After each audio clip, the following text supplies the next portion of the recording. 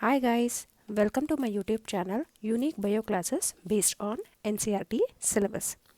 If you like my channel, please share and subscribe and hit the bell icon to get the notifications as and then the new videos are getting uploaded.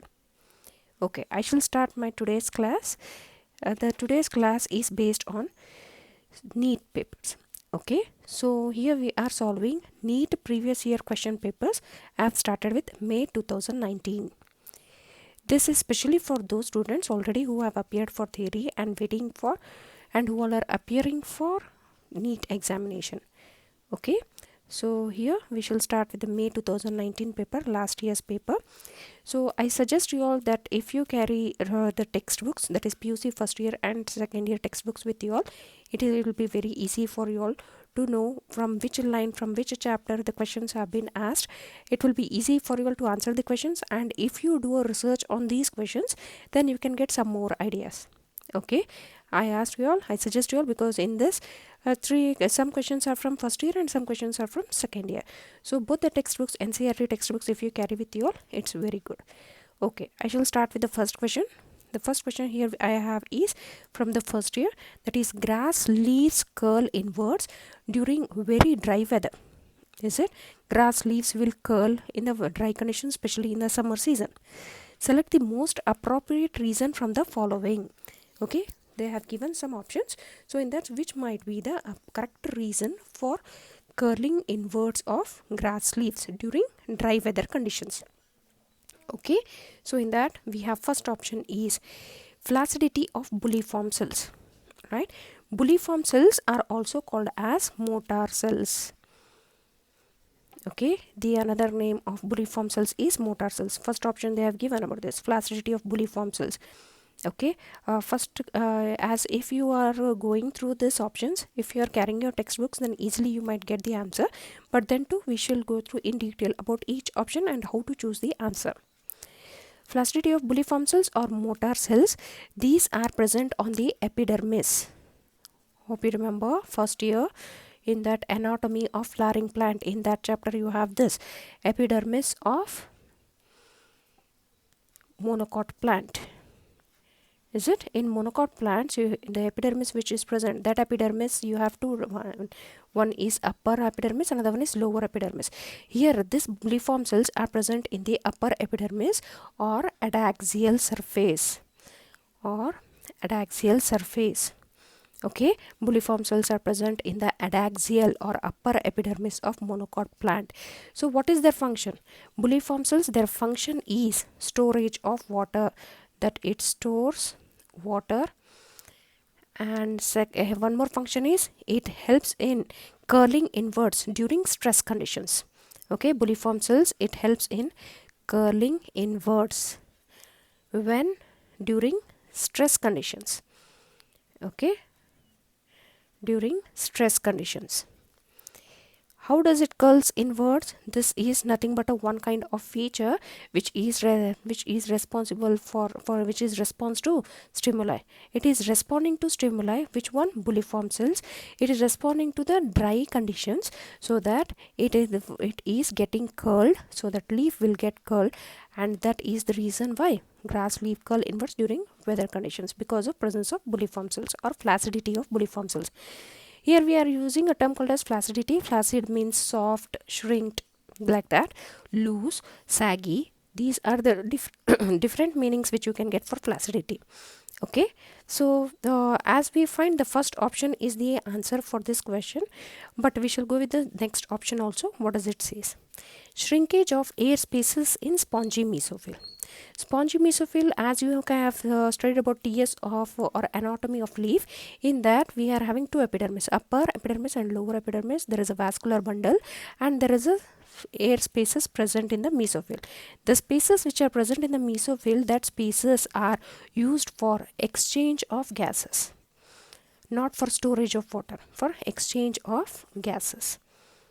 Okay, which gases? Carbon dioxide and oxygen. These gases are getting exchanged, or it is stored where? In air spaces. So shrinkage of air spaces does not matter for curling of leaf inwards. So this option is not correct. Tylosis in vessels. Tylosis means what? First, tylosis, this term was given by Malpighi. Malpighi is a name of a scientist in the year 1986. Okay, Malpighi has discovered or given the term called as tylosis. This tylosis you can find in vessels. Which vessels? Xylem vessels. In xylem you can find there will be a small outgrowth. Okay, there will be a small outgrowth from the parenchyma cell.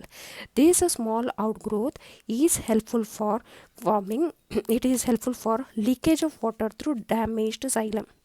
Okay, now function of tylosis you can write. Function of tylosis is that it prevents leakage of water through damaged xylem, and another function is it prevents invasion of pathogens through vessels or tracheids. Okay, so the major function of tylosis is what? It prevents leakage of water. But here what we are saying, curling of leaf, it is not related to tylosis. So this is not the correct option. So function of tylosis is prevent leakage of water through damaged xylem, and function of one more tylosis is that invasion of pathogens. Okay, it will prevent invasion of pathogens through vessels or tracheids. No pathogens can enter inside this tracheids or vessels. Tylosis will prevent those. Okay, so this is not the correct option. Next one we have is closure of stomata. Closure of stomata is also a response to drought. Is it? It is also a response to drought. So drought means what? That we said it as dry conditions. Okay, what does it do? What is its function? It reduces water loss, right? It reduces water loss, or it reduces transpiration. Am I right? So closure of stomata, it is a response to drought. Its function is reduces water loss or reduces transpiration. This closure of stomata is triggered by one of the hormone called as abscisic acid, ABA in short. Closure of stomata is triggered by abscisic acid. Abscisic acid is one of the plant hormone, one of the phytohormone.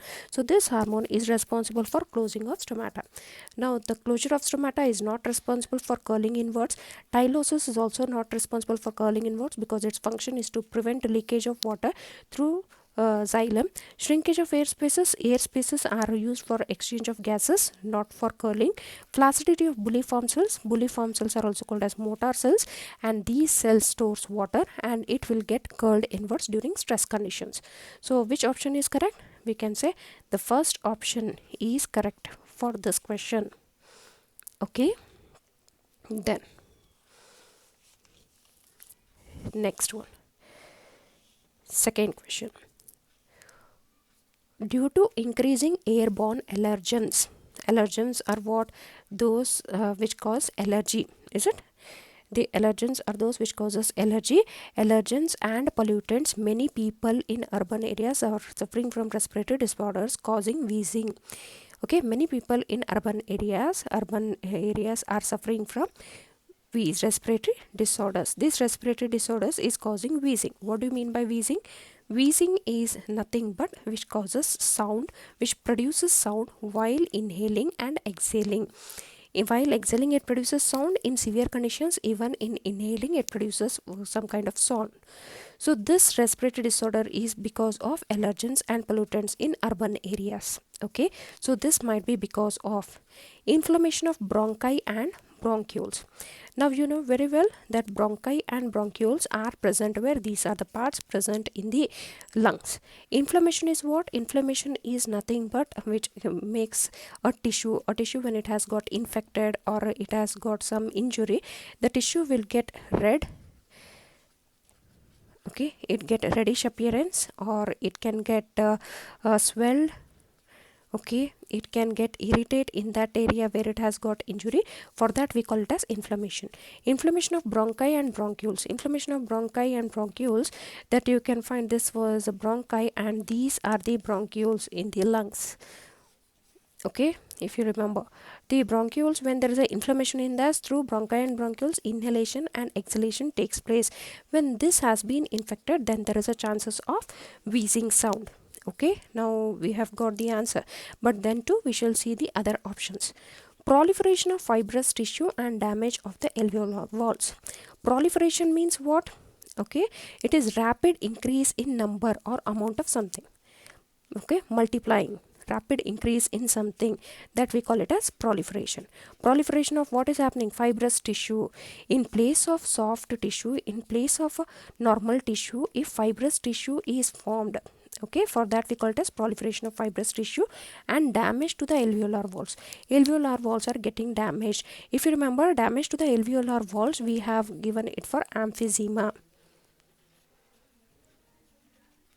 Okay, alveolar walls, when they are getting damaged during when cigarette smoking is common, in that we've said it as emphysema. Proliferation of fibrous tissue and alveolar walls you can find in this, not causing wheezing sound. Next, third option is reduction in the secretion of,